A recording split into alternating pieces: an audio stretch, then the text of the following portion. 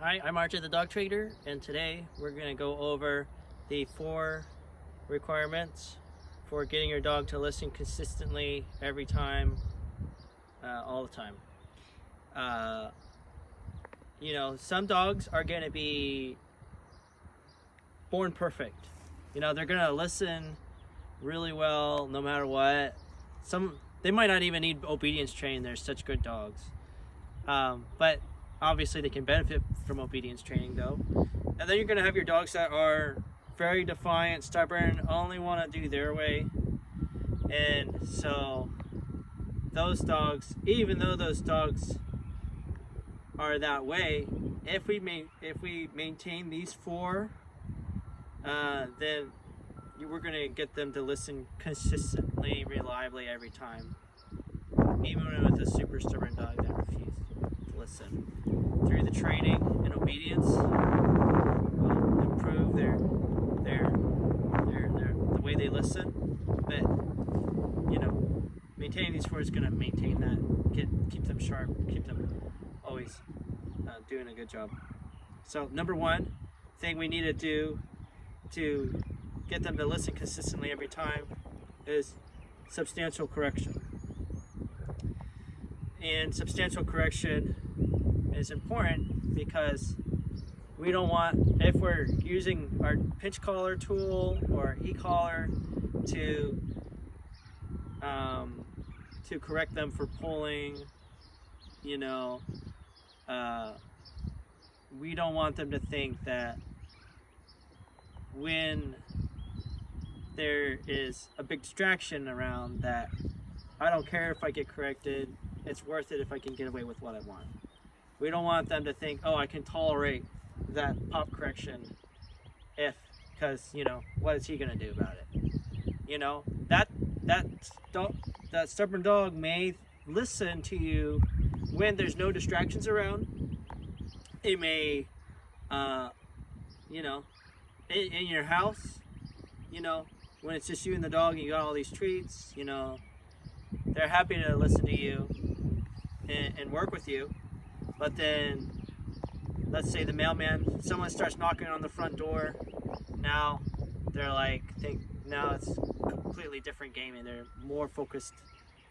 They're more resilient when that distraction's around. So this is where the positive negative reinforcement training is. And so let's give it so for an example, when they're in a kind of non-distracted, relaxed state, they're going to be more sensitive to like a correction. So we don't have to do much of a correction. But when there is a lot of stimulation around, a lot of temptations around, then they're going to be a lot more resilient and less sensitive to a correction. So we have to up the correction to make sure that we have to increase the correction to make sure that they're still respecting it and being responsive to it and compliant towards it.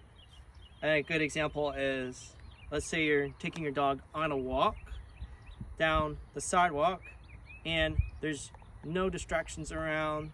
It's just you and the sidewalk next to the road, nice relaxing morning walk, and your dog is walking right next to you, and in that moment they're going to walk next to you with and they start, let's say, and they don't really want to push the boundaries because there's nothing tempting them.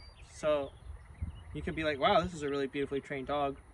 But then now that we're on our walk and we take a right on our street and now we're going down, there's a bunch of distractions around, like frisbees, other dogs, cats, bicycles, golf carts, you name it. Now that dog is thinking, I can take 10 of those corrections if I can get away with chasing after those things that I want.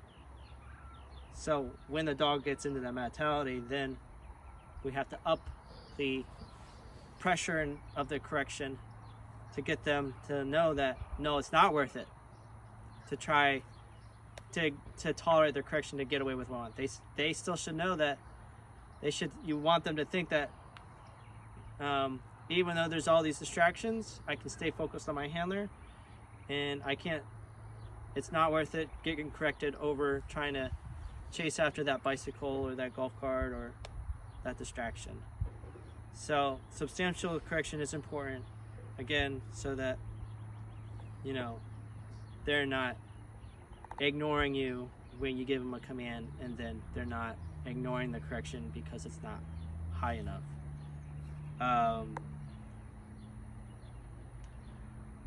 So the second one that's important is consistency. Now, consistency is basically letting the dog know that every time we go out to train, every time we go for a walk, anytime,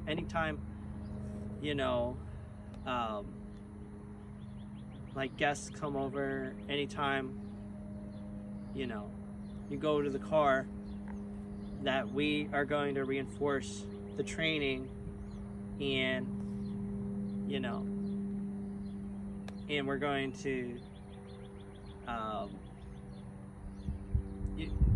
we're consistently going to make sure that the dog is going to be that we're going to reinforce our commands, and so that means that whenever we go on our walk down the street, that we're going to have the pinch collar on the dog, and we're going to, if the dog tries to rush ahead of us, we're going to give them a correction if they need it. If we're coming back home from our walk and we're going back into the house, we're not letting the dog just run back to the house and shoot ahead of us. Even though it may feel like, oh, we're almost done with our walk, who cares? We'll give him a little bit of slack. We'll let him, leave our side to run up to the house, or we wouldn't want to have it to where, we're letting him drag us to the house with his pinch collar on. That would be being inconsistent. So even 100% of the time, you want to make sure that when you're doing your training and trying to get him to do a command, that we're going to be there to enforce the command. If we're not consistent with this, like half the time we're applying the training, the other half we're just saying, who cares, he can just be a dog this time and do his old bad behaviors. If we let him do that, then the dog is going to have a tendency to test to see if they can get away with it. So they'll actually check in with us and be like, can I get away with it this time? For example, is he gonna make me listen this time? Am I gonna get a substantial correction this time? So the dog will kind of look at us, and if they determine that you're not gonna have the ability to reinforce a command, or if you're just not gonna be paying attention to them, then they're just gonna run with that and go back to their bad habits. But what we want them to do, or they might be like checking on us to see if we're paying attention and making them listen. Then when they test that boundary, we'll show them that yes, we are paying attention, and then like, oh, okay, I'm not going to test the waters this time. But we don't want them to test the waters at all, so we have to be as consistent as we can, so they're always assuming that we're going to reinforce our command and apply the training. And then that's how you get a much more obedient dog, even if they're stubborn.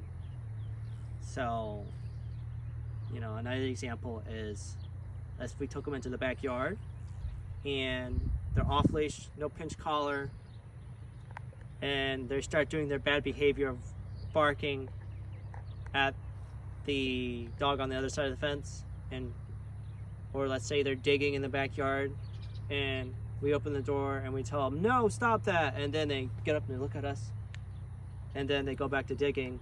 What am I gonna do? I don't have their e-collar on, or I don't even have a leash on them to go out there and get the situation under control. And so then, then that's them learning that sometimes we're consistent, sometimes we're not, because we don't want to show, because we're showing them that that they can get away with it sometimes they can't. So again, 100% of the time we want to make sure we're try to be consistent.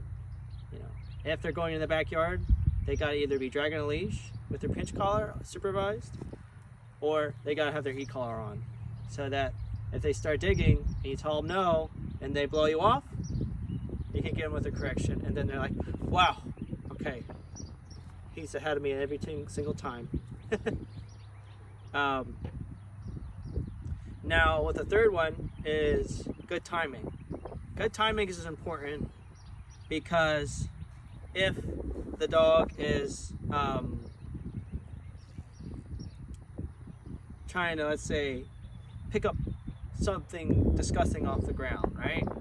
Like a cat turd, a dead bird, a poisonous berries, rocks, pine cones, you name it, then we absolutely don't want them to do that behavior. And so we have to have good timing and correct them before they grab those things and have them in their mouth. If we're too late on that correction and we don't have good timing, then they don't care if they get corrected afterwards. They don't care if they get corrected, if they're getting corrected every single time consistently. If they still can get the satisfaction out of doing that wrong behavior, they're going to keep doing it. They'll die for it. They think they can still get the satisfaction out of it. So ideally, what you want to do is, let's say this is the dead bird, that they want to pick up and start eating. Then you want to correct them as they're about to get to it, and then you correct them like that, like, ooh, then that's good timing. They learn that you're 5 steps ahead of them, that you're paying attention. And if you do that consistently with a substantial correction every single time, they just don't do it all together, because they can't get the satisfaction out of doing that wrong behavior, and they know that you're going to maintain number 1 and 2. Now, if you're too late and they have it in their mouth, and you're too late, and you can still correct them to let them know that that's wrong behavior, but they don't. If they think that they can still get away with it and get the satisfaction out of doing it, then you're too late if they pick it up and have it in their mouth already. If you correct them too early, then they won't really understand why they're being corrected. But again, probably the most ideal time to give them that correction is either when they're leaning too far into it and looking at it intensely, or they're about to go to pick it up. So that is an example for correcting them for the leave it command.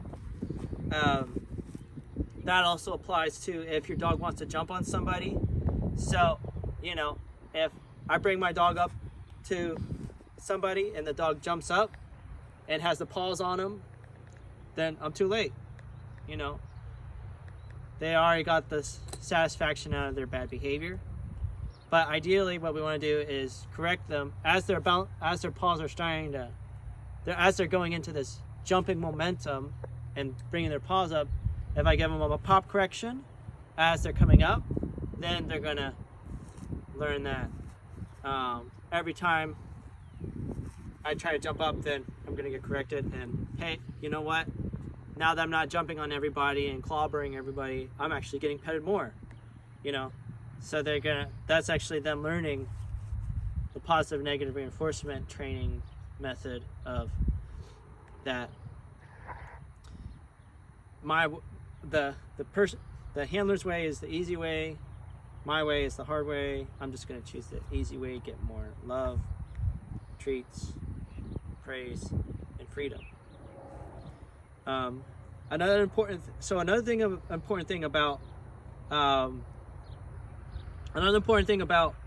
the good timing is good timing also helps teach them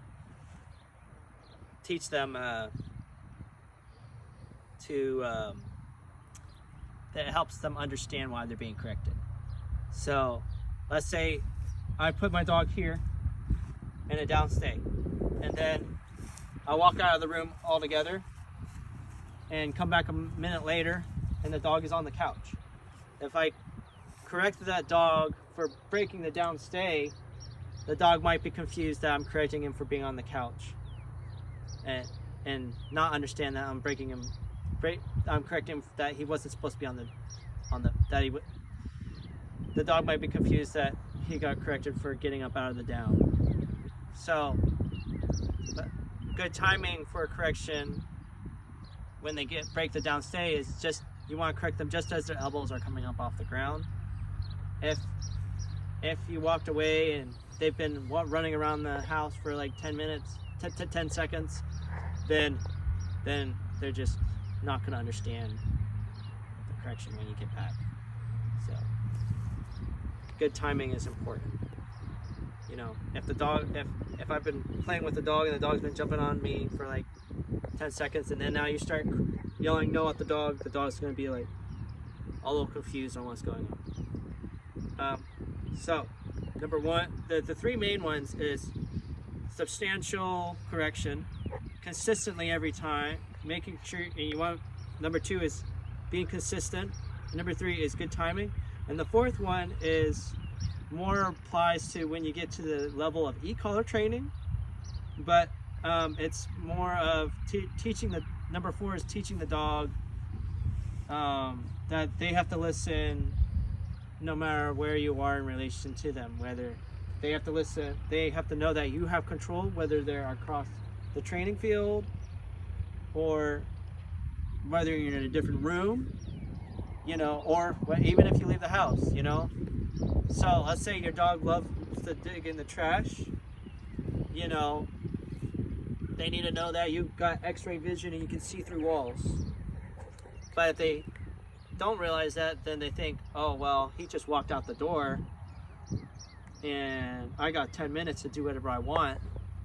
So I'm going to start digging through this trash because he's not around to tell me what to do. So dogs will literally, like, they will scheme. They will make a call in their head of, I know every time my owner goes into the bathroom and the shower's running, I got 10 minutes to do whatever I want, destroy whatever I want, chew up whatever I want, dig in the trash and eat whatever I want. So they're gonna make that call. So when you're in the bathroom, what I say to clients is set up a camera on the plate and have that camera pointed at the spaces where, you know, your dog misbehaves the most when unsupervised in the house. So I'll have a camera on that dog and I'll tell clients, okay, go in another room, run the shower. The dog hears the shower running. He thinks, okay, I got 10 minutes. So then the dog goes to get in the trash. You got the camera on him, you're watching him, and as the dog is just starting to peel open the trash can lid and knock over the trash can, he gets a correction on the e-collar. And then, wow. So they got, how did he know? You know, the dog is like, wow, corrected. How did he know I was in the trash? Getting in the trash. So then they learn, like, I'm just not gonna even bother because I know that they're still watching me even if they're not in the same room. So, you know, Amex, there was a instance where Amex was eating my sandwiches in the car, and I ate, you know, and he was doing it when I was away training another dog. So what I decided to do is I ate one half sandwich in front of him and I put the other sandwich in the front seat. And then Amex, I left the car, I had a camera on Amex, Amex was watching me through the window for like 2 minutes before he decided, oh, Arjun's not coming back. So, so then as soon as he watched me through the window for 2 minutes. He made that call. He went for the sandwich. I saw him on the video. He got a big correction, and now he was like, I'm never doing that again, because he knows that even when I'm not around, I can still see him and reinforce the training. So again, these 4 are important. So to get your dog to listen consistently every time, reliably, you have to make sure you're doing substantial corrections especially when there's temptations around. You have to make sure you're being consistent every time. You know, let's say you want to take a walk on the beach with the dog. Don't decide, well, it's not very busy today, so I'm not gonna put an e-collar on the dog this time. You know, you want to be consistent and make sure the dog has that e-collar on every single time you go out on your walks. Anytime you want them to listen, they need to be wearing it, because you will regress in your training if you try to reinforce the command and then the dog blows you off. The number 3 is good timing. Remember, if the dog gets the satisfaction out of that wrong behavior because you were too late to correct it, you know, they'll learn that that's wrong for them to do it, but they don't care. As long as they still get the satisfaction out of it, they'll still do the behavior. So you want to make sure that you're correcting them with good timing before they even get that satisfaction. And again, you don't want to be too early with that correction and that timing, because you still want them to understand why they're being corrected. So the good timing is important. And number 4 is you want them to know that wherever they are from you, they have to listen. And that's that's the four compliances, I guess. So